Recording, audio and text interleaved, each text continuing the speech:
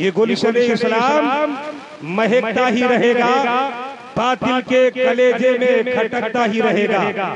یہ گلشن اسلام مہکتا ہی رہے گا، باطل کے کلیجے میں کھٹکتا ہی رہے گا۔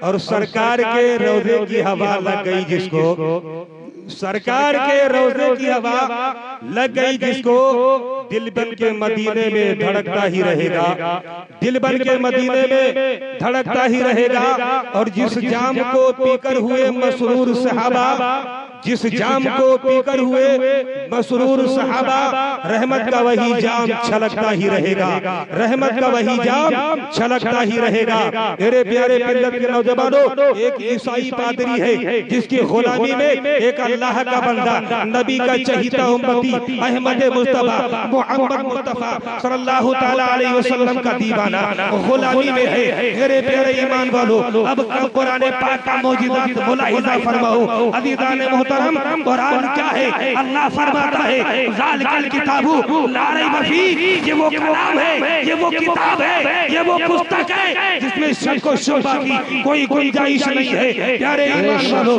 ایک عیسائی پادری نے کیا دیکھا؟ عزیزان ملت اسلامیہ، کہ نبی کا لاڈلا پیارا امتی نماز فجر ادا فرما رہا ہے، اللہ اکبر، اور نماز فجر ادا فرمانے کے بعد قرآن کے اجزاء کو ہاتھوں میں لیے قرآن پاک کی مقدس تلاوت کر رہا ہے، اللہ اکبر۔ عیسائی پادری دیکھنے کے بعد خاموشی سے واپس چلا جاتا ہے۔ واپس جانے کے بعد اس نے اپنے دربار میں بلایا اور فرمایا یہ بتاؤ تم غلامی میں ہماری رہتے ہو، لیکن تم کلام کسی دوسرے کا کیوں پڑھتے ہو؟ اس نے فرمایا دوسرے کا کلام کیسا؟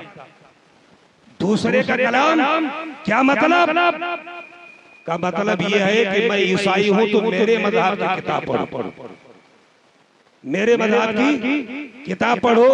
یعنی کہ جو عیسیٰ علیہ السلام پر نازل کی گئی انجیل، تم اس کی تلاوت کرو۔ اس نے کہا واہ رے، وہ بھی اللہ کا کلام ہے، یہ بھی اللہ کا کلام ہے، بے شک وہ بھی اللہ کا کلام، یہ بھی اللہ کا کلام۔ تم نے عیسیٰ روح اللہ کا کلمہ پڑھا تو تم نے عیسیٰ روح اللہ کی کتاب کو لیا، تم انجیل کی تلاوت کرتے ہو۔ ہم نے محمد الرسول اللہ کا کلمہ پڑھا ہے، محمد الرسول اللہ پر جو نازل ہوا قرآن، میں اس کی تلاوت کرتا ہوں۔ عیسائی کہنے لگا نہیں، تمہیں نہیں معلوم ہے، ہماری کتاب میں بڑی طاقت ہے، ہماری کتاب میں بڑی قوت ہے۔ تو اس نے فرمایا تمہاری کتاب میں کتنی طاقت ہے؟ اگر یہی بات ہے تو چاروں کتابوں کو جو آسمانی کتابیں ہیں، چاروں کتابوں کو ایک جگہ پر اکٹھا کر لو، اس کے بعد میں فیصلہ ہو جائے گا۔ پیارے ملت کے نوجوانوں، دنیا کی صحیفوں کی بات تو الگ ہے، صحیفوں کی بات تو الگ ہے، آسمانی کتابوں کو ایک جگہ پر جمع کیا گیا۔ جمع کرنے کے بعد عزیزان محترم، تمام عزیزان ملت اسلامیہ، تمام عیسائی حضرات وہاں پر جلوہ افروز ہے، جلوہ بار ہے، جلوہ گر ہے عزیزان ملت اسلامیہ۔ مگر مسلمان دیکھنے میں کیا دیکھا گیا؟ مسلمان چند لوگ ہیں، مشکل سے 25 یا 30 حضرات ہیں، اللہ اکبر۔ عزیزان ملت اسلامیہ، اب مطالبہ ہونا شروع ہو گیا۔ عیسائیوں نے فرمایا بتاؤ تمہارے قرآن سے کیا سوال کیے جائے؟ عزیزان محترم، مسلمان ایمان والا بولتا ہے قرآن سب سے آخر میں آیا ہے، سوال بھی آخر میں کیے جائیں گے، پہلے توریت سے سوال کر لے، زبور سے سوال کر لے، انجیل سے سوال کر لے۔ توریت سے سوال کیا گیا، اے توریت بتا کس کی طرف سے نازل فرمایا گیا؟ توریت خاموش نظر آتا ہے۔ انجیل سے پوچھا گیا، انجیل بھی خاموش نظر آتا ہے۔ زبور سے پوچھا گیا، زبور بھی خاموش نظر آتا ہے۔ اب باری ہے قرآن پاک کی، قرآن پاک کی باری آتی ہے۔ میں ایمان والے مچل جاتے ہیں، پروردگار عالم تجھے اپنی عزت و جاہ و جلال کی قسم ہے، قرآن نازل بھی تو نے فرمایا ہے، قرآن کی حفاظت کی ذمہ داری بھی تو نے اٹھائی ہے۔ سبحان اللہ۔ آج فیصلہ ہونا ہے۔ اب قرآن سے سوال کیا گیا، بتا قرآن تیرا نازل فرمانے والا کون ہے؟ قرآن نے ارشاد فرمایا دنیا کے لوگوں خبردار ہو جاؤ، جو قرآن پاک اعلان کرتا ہے اسے تم سننے کے لیے بیدار ہو جاؤ۔ تنزیل رب العالمین، قرآن نے فرمایا میں رب العالمین کی طرف سے دنیا پر نازل فرمایا گیا۔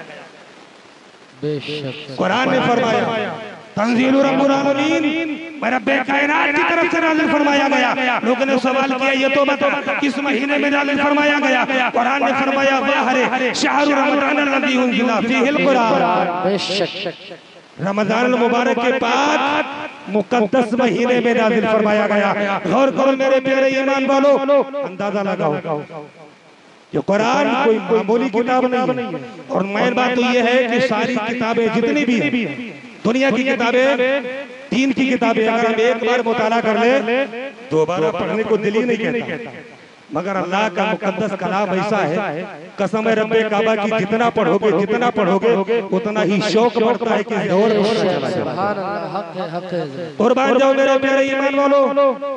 جب دیکھا کہ قرآن سارے سوالوں کا جواب دیتا نظر آتا ہے، مختصر سمیٹنے کی کوشش کرتا ہوں، وقت کی ذلت ہے پیارے ایمان والو. تو عیسائیوں نے کہا قرآن کو سمندر کے حوالے کر دیا جائے. عزیزان ملت اسلامیہ، مسلمان ایمان والا ڈنڈے کی چوٹ کہتا ہے توریت کو حوالے کر، توریت کو سمندر کے حوالے کر دے، انجیل کو سمندر کے حوالے کر دے، زبور کو سمندر کے حوالے کر دے، اور میری قرآن کو بھی اگر تو بات کرتا ہے تو سمندر کے حوالے کر دے. مگر اتنا یاد رکھنا، توریت لکھنے والا مائی کا لال کوئی نہ ملے گا، زبور لکھنے والا مائی کا لال کوئی نہ ملے گا، انجیل لکھنے والا مائی کا لال کوئی نہ ملے گا. اگر تو قرآن کے اوراتوں کو تو مٹا سکتا ہے، لیکن جب تک دنیا پر حافظ قرآن زندہ ہے. بھائی ہے، واہ واہ، بے شک. نعرہ تکبیر، نعرہ رسالت، عظمت قرآن مجید، نعرہ تکبیر، نعرہ رسالت.